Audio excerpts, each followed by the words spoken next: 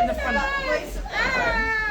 Extra guest. I can't see whether we're live. Are we live? Yeah, the camera's too far away. This does the window. We are live. Yeah. She's at the school studying fine art.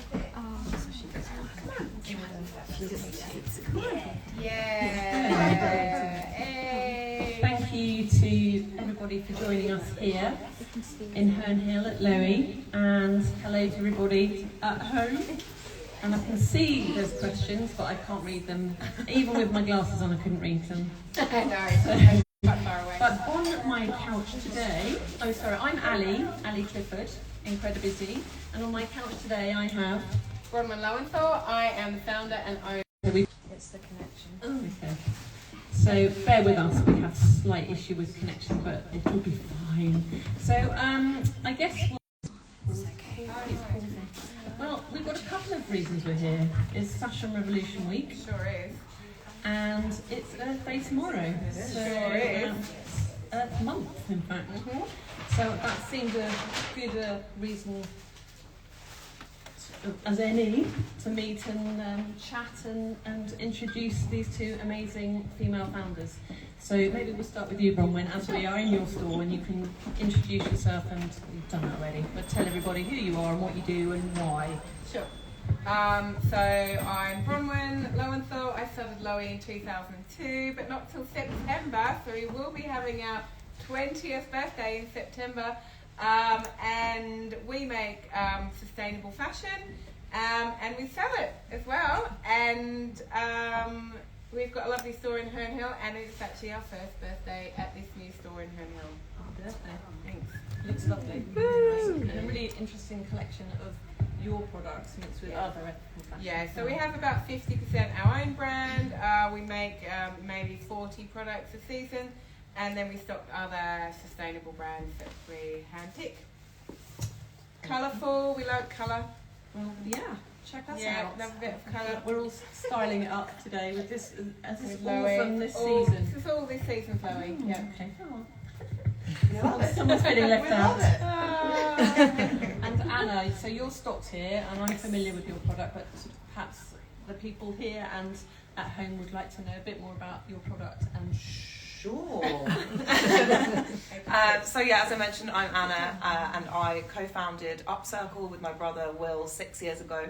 So we are a sustainable skincare brand, and our entire brand and concept, as the name implies, is all around circularity and embracing the circular economy. So in every single product that we make, we infuse byproduct ingredients that we've intercepted from other industries at the point that those industries don't have a use for them anymore. And then we've turned them into skincare products instead. So we started out with coffee grounds. That's what sort of launched the whole thing off. We've now are in a position where we're collecting around 100 kilograms of coffee per day from quite a lot of stores actually in Herne Hill and beyond. And we turn those coffee grounds into our signature coffee scrub range. But we also now work with 15 other different byproduct ingredients, things like fruit powders, like olive stone powders that are a byproduct of the olive oil industry, residual fruit waters that are left over from the juicing industry, and even a maple bark extract, which is a byproduct of the wood industry. So we're always looking at new innovations and ways that we can incorporate these ingredients that have great skincare benefits into sustainable and circular skincare. I did actually have a question from the audience, which was, do your products smell of coffee? Some of them do. So the coffee scrubs definitely do. So more than 50% of that formulation is made up entirely of those coffee grounds. So it's quite funny also, people will sometimes open up the product and they're like, oh, it's black. And I'm like, yeah, well, it's all coffee. But those that don't contain coffee obviously don't smell of coffee. And we have different products that use coffee in oil extract form, like our eye cream, where the scent is a lot more subtle and refined as an oil as opposed to just the entirety of it. And you're just London-based? So the brand is London-based with regards to where our office works from, but we are now sold in more than 40 countries globally. We're just as big now in America as we are in the UK, which is super exciting. Very difficult, but we're getting there. So we'll be hiring a full team in America this year, which is one of our goals. Can I come? Yeah.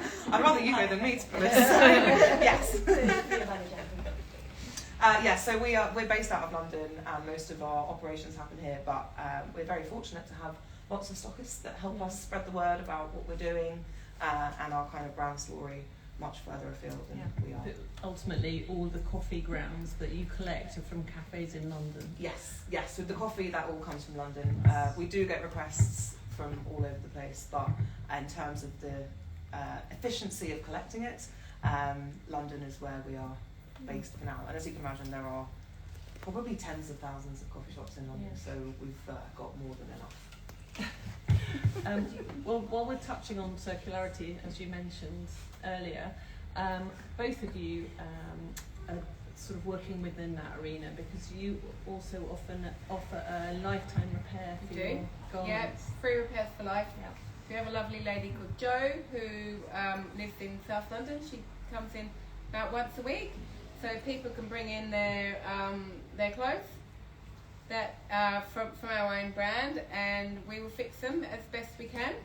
Well, that kind of answers one of the other questions which came in on Instagram yesterday, where they were asking whether you had to adjust your ethics to be able to afford ethical fashion. Sure. So I guess if you're giving a longer life to a product, yeah, it kind of absolutely. If you can wear it for longer, then you have a lower cost per wear. And we're very proud that our product is really good quality. And I mean, things like jumpers, sometimes you can't help if they get a snag in them, or you might have some. This is made from 100% wool. The wool is spun in Scotland. It's knitted in Scotland, and then obviously we sell it. So the buttons and the buttons, Natalie, buttons. The buttons are wooden buttons. We don't know anymore. We should know more about the buttons. We'll get to find out about those buttons. I'll make sure that question gets answered. Perhaps we'll tomorrow. Get back to you about the buttons. But they're not plastic. No. We would never buttons use. on there, I thought. What's that? Sorry. They're wooden. Oh yeah. We would always use. We would never use plastic. But while we're talking about plastic, I think you're ditching the plastic and you've gone plastic negative. We have gone plastic negative. We're always kind of pushing towards what the next thing is going to be, and there's a lot of chat at the moment about being carbon neutral. But we suspect that becoming plastic negative is going to be the next sort of thing that brands try to accomplish. We've just completed the first quarter of the year, and that was one of our targets to fulfill, and we managed to do that toward the end of February. So kind of got that one in early doors. What that actually means is that there are elements of our packaging that contain plastic. It's difficult to avoid. We're 99% plastic free, but for something like a serum, which has that little rubber pipette and then the glass and a bit of plastic around the bottom, there are other options out there, but to give a bit of context behind the scenes, to go for a totally plastic free option would make the entire product probably twice the price.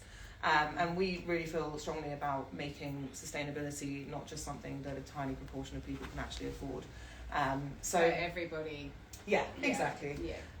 So we do choose, it is an active decision to go for those bits of plastic where to not do them or to not use them would compromise the performance of the use of the product and the hygiene and the longevity of it without it going off or becoming contaminated, etc.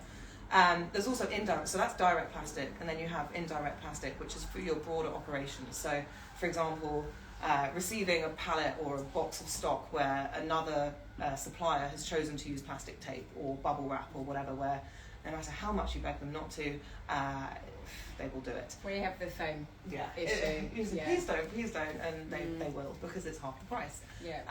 So what we have then vowed to do through this partnership that we have with an impact project based out of Goa in India, we are now paying the wages of waste workers to collect MLP, which stands for multi-layered plastic, from within 10 kilometres of the coastline.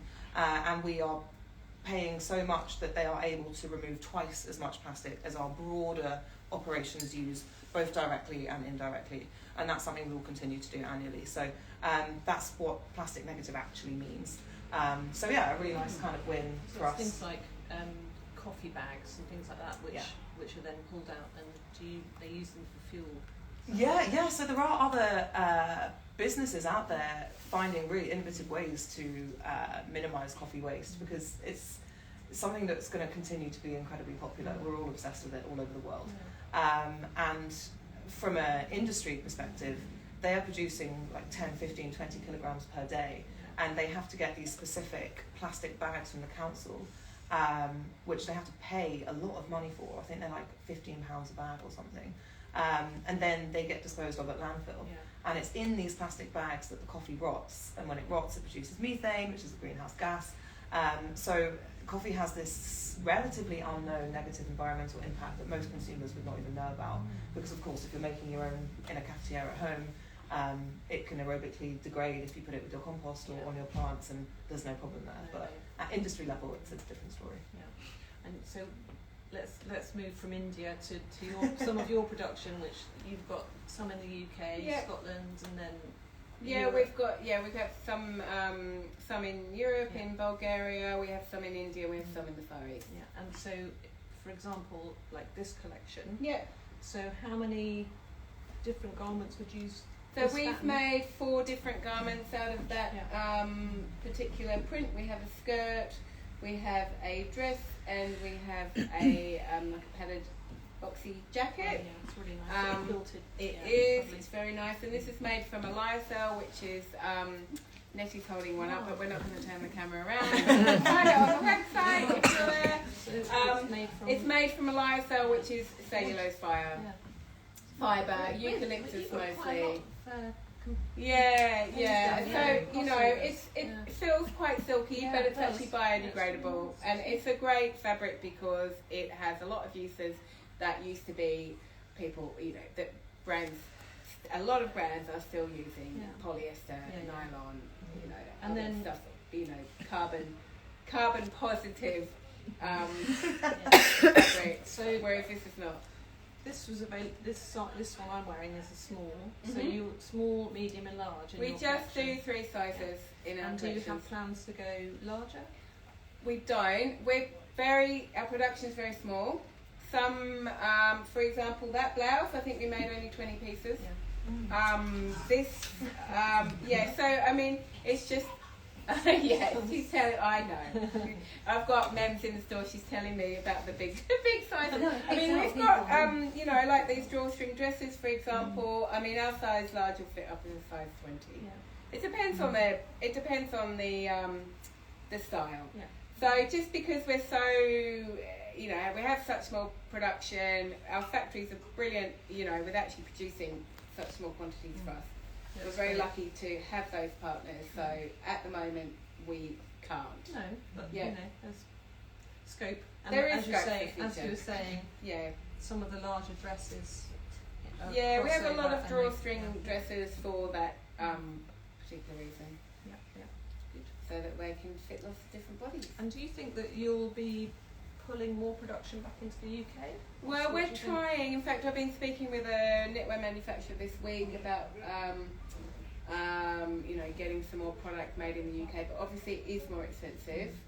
And like you said, there is a certain price point that is a sweet spot for consumers, and if you take it above that, it then doesn't become less attractive. So it's trying to find those products that work being made in the UK. For example, which retails at £149, which is still a pretty decent price for a nice bit of knitwear. Say for example, today I got a quote for a bit of knitwear that would have cost me £100. So then I've got to obviously, that was bit of knitwear made in London.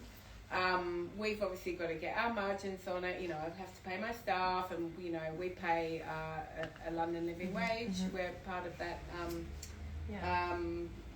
Group of companies that do living wage employers. So it's important that everybody gets paid, including me. This question now. I thought it was a good question. Keep talking amongst yourselves. I'll have to paraphrase it. So it's Lara, My Fair Ladle, on Instagram asked, what trends, innovations do you see coming? Through into 2022, i.e. rental fashion, as it was so popular in 2021. Yeah. I mean, personally, I see rental fashion as more of a kind of a wedding guest thing. But I don't know, maybe we can ask the audience. Would any of you guys rent? Has anyone rented? I rent my things out quite a bit. Do you? You rent your things out? Like a bit more the high end. Bit more high end products, Shoes yeah. and nice jackets and things. Yeah. I have thought about it. Okay. Yeah. So like peer to peer. I think weddings are the perfect time for it. Because you spend, I don't know, a decent amount of money on a nice wedding outfit as a guest, obviously. And if you can get something that would be worth even more than you would normally spend for a fraction of that price, you're probably not going to wear it loads of times. Or even like bridesmaids dresses and stuff. I'm already starting to gather bridesmaids dresses at the bottom of my wardrobe, covered in mud from the day still. And you don't want to throw them away, they're nice. We do have a program called We Love Lowie where you can bring your garment in and then we give you 20% off. That's Your great. next product, and then when we've gathered enough, we will have a sale of We Love Lowie product. But obviously, we're not going to put ones out on the store. We did start this just before the first lockdown, so it's had a bit of a slow kind of start, but we're just starting to let people know about that again. It might be interesting because some of your dresses perhaps are over £100. Yep. Perhaps them appearing on some rental sites is another way to kind of spread the word about your brand. Yeah, Just a absolutely. little sort of marketing tip from me there. Thanks. So have we got some questions? Yeah, but I was going to say about the rental situation. I went to a shop recently who had just opened, kind of started a rental business, like with really like amazing dresses, and I asked them what do they do to kind of upkeep them after they've been sent back, and they have to take them to dry cleaning. So it seems a bit... Which is actually unsustainable. I mean, I think it's an interesting conversation to be had because, obviously there's, you've got to upkeep repairs, things get dry cleaned, which most of the time uses, you have to find it sustainable or an ethical, an environmentally friendly dry cleaning place. Which does bring me to the question. They do exist. They do. Yeah, they said that they had found one, but they couldn't tell me what was I've heard this also. Blanc. It's difficult with the shipping as well because often the garments are so expensive. I think you're forced through some of the rental apps to use the most premium shipping as well. So I've not actually used one, but I haven't had any weddings yet this year. But I've heard through friends and stuff that it's great for those one-offs. But if you're going to do it all the time, it's the dry cleaning and the shipping that aren't necessarily advertised too much, but make it a slightly more clunky process. I did actually borrow a friend's wedding dress. It wasn't a wedding dress. It was a bluey turquoise dress which she wore to her wedding, and I wore it to a party, and of course I dry cleaned it, but they ended up costing quite a lot of money. I mean, I wasn't going to buy a dress for 30 quid, but so anyway, but we're talking about greenwashing. So Molly asks, I can't see it now, but she said on Instagram, how do you know when a brand is greenwashing? Well, I would say that, you don't know, is the first thing, but I also think that the more people who are talking about green issues, the better. So even if they're only doing 5% of their product that is organic, or they're using other sustainable, methods of creating something, I strongly believe that then embeds in people's minds, and they go, okay, great, that's good, and then but you don't know who's making the clothes. No, you don't. But then that hopefully means that that will sell better because people want to buy sustainable products. It's worth more to them because it makes them feel good. And so then hopefully, next year they'll do 10% of their product that's sustainable, and then hopefully it'll grow, and then eventually, at some point, we'll have a lovely industry that's making much less of an impact on the planet. And then in beauty. Yeah, so I think from the brand perspective, it's an interesting question. I personally think if a brand has something to be proud of, they'll be talking about it. or at the very least, if you ask them the question, they should have a fairly direct answer.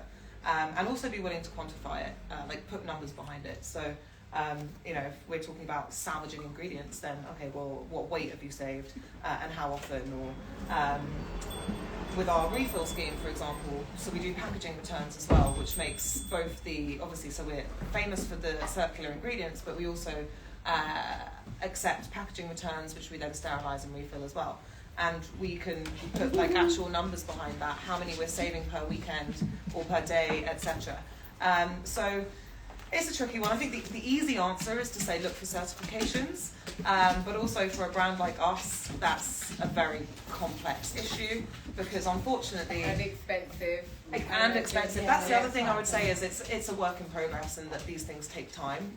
So kind of be kind to those brands in their first couple of years because I'm sure they'll have ambition to be better. But I mean, we touched on minimum order quantities and how difficult it is to get people to make, you know, 10, 15, 20 garments. Yeah. From the beauty industry perspective, when it comes to packaging, for aluminium tubes as opposed to plastic. So plastic tubes you can probably get like 5,000 in an order. But aluminium tubes, the minimum order quantity, because you're printing directly onto the metal, is over 100,000. Wow. So we had to do a crowdfund just to get one round of packaging for one product. We now have like 35 different products. So that's where you start to understand some of the, you know, stuff that's going on behind the scenes, which can be very challenging in those first few years. Yeah. And then when it comes to certifications, that's also difficult for us more specifically because we can't trace our ingredients in the same way that normal brands can. That was one of another Oh, Instagram yes. question actually. I've jumped ahead. No, it's fine. It's brilliantly fine. Which was, so your certifications, you've got Leaping Bunny, Soil Association and Cosmos. How can you be, this sounds aggressive, how can you be Soil Association certified, how can you be Soil Association certified if you can't guarantee all of your coffee grounds from various cafes are? So the Soil Association certification is the most contentious one. So we are what's called an approved brand, but they can't put their stamp on every single one of our products. Which is hilarious because they will use us in all of their marketing and I'll always be at their events, and they gave us one of their awards last year for best innovation, but unfortunately their credentials for actually applying certifications to products are not modernised with a brand, up to a brand like ours who are kind of at the forefront of circular economy. So with the coffee shops, we can tell them till we're blue in the face, well, we only choose them if they are fair trade and organic, etc.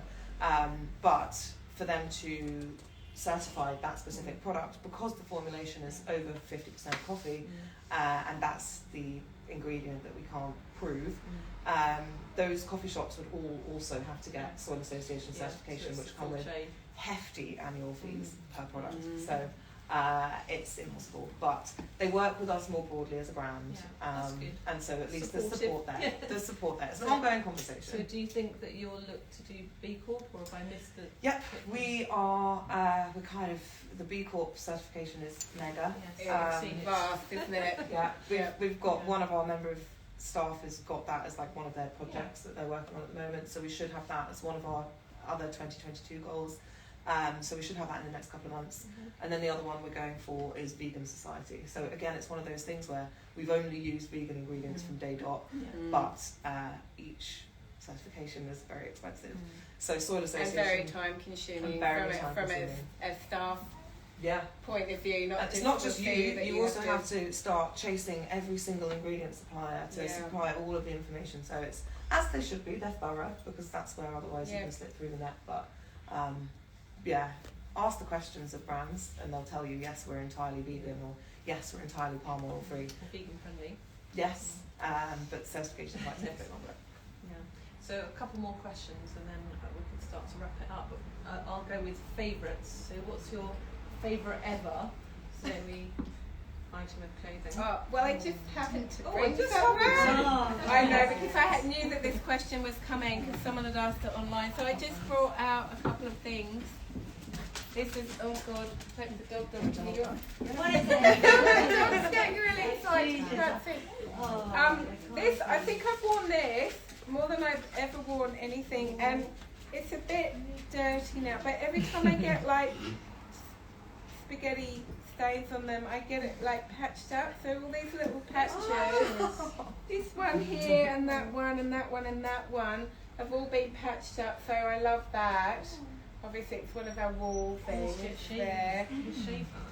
You can get knitwear Yeah. shavers. Oh no, we've got our own wool. Sorry, I didn't get our wool. We have Lowie branded wool combs. Actually, I didn't get my wool. I need to get one of those. I didn't get to that. And then what else have you got? I've just got a couple of these, which this is you know, like we have all these hand knitted accessories that we don't really do anymore because it's really actually quite difficult to get the production done. But you look so cute in it. Yeah, and well, this is inspired by our Turkish socks. So those I brought those two in, and then well, I won't show the others, but those are my favourite. Okay, thank you.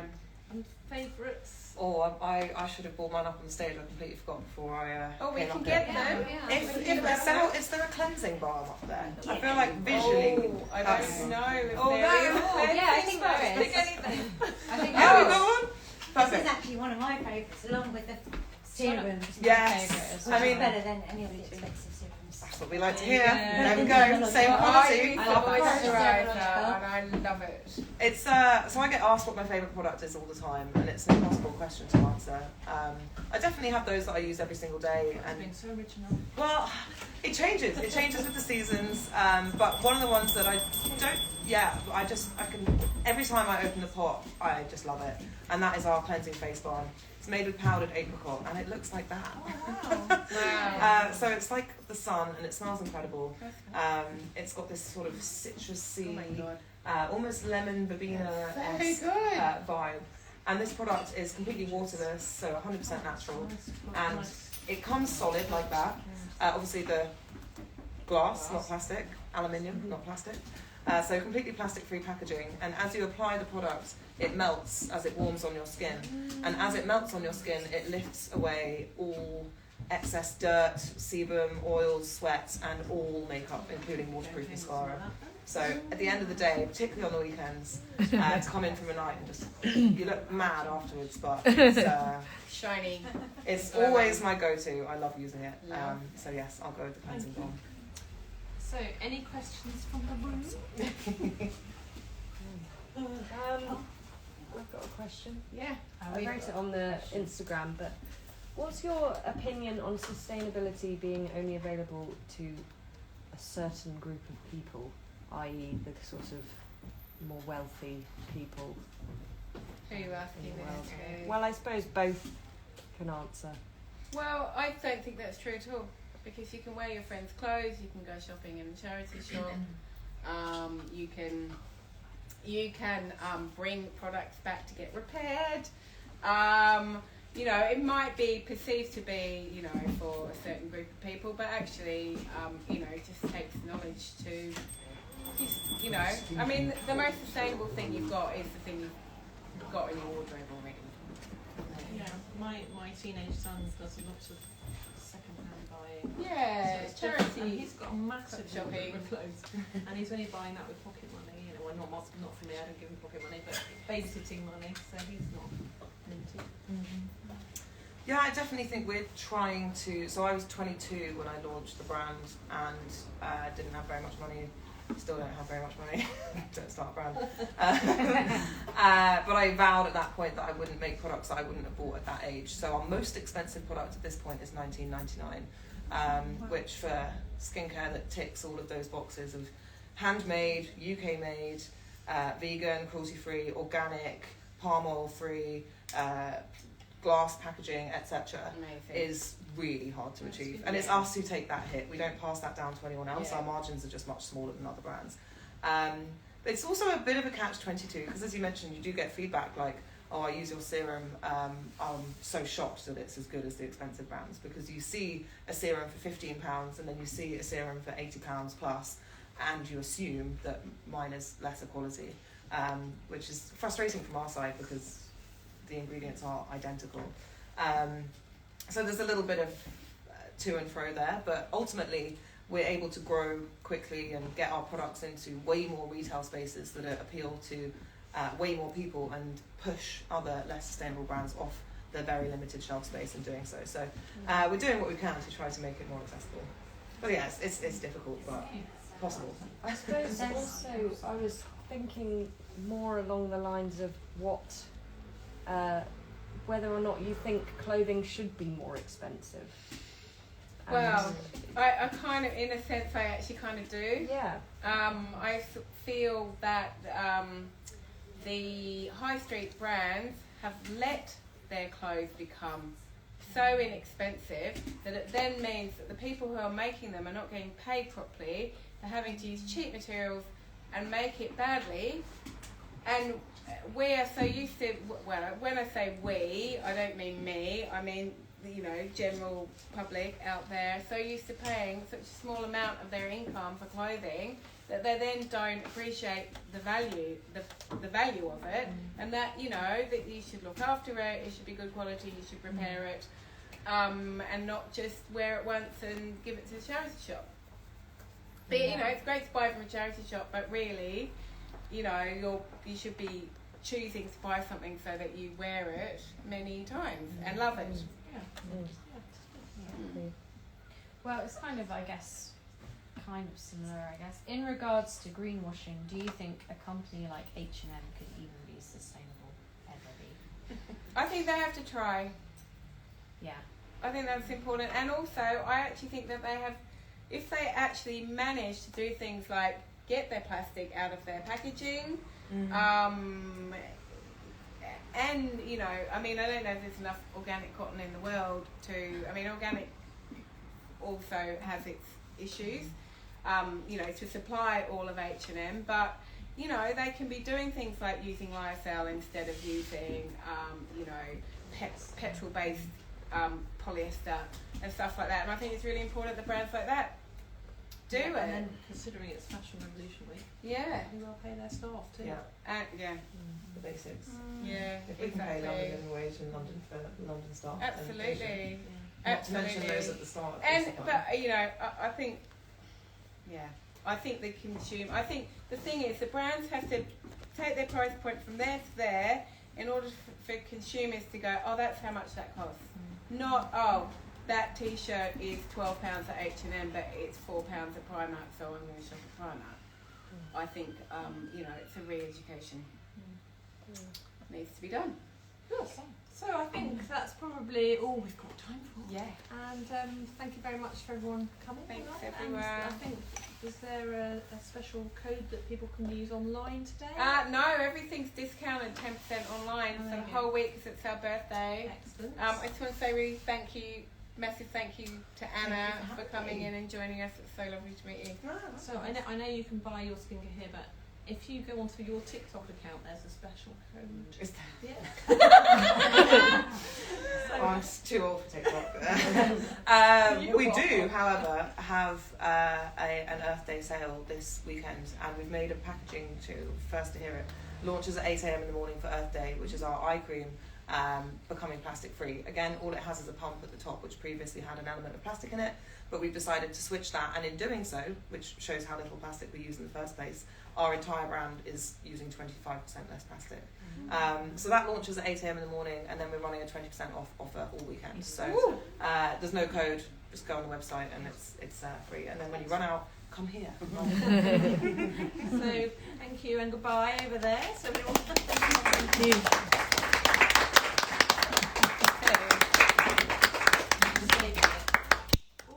Oh yeah. Oh, sorry. Sorry, guys. Go. Well done. Well done.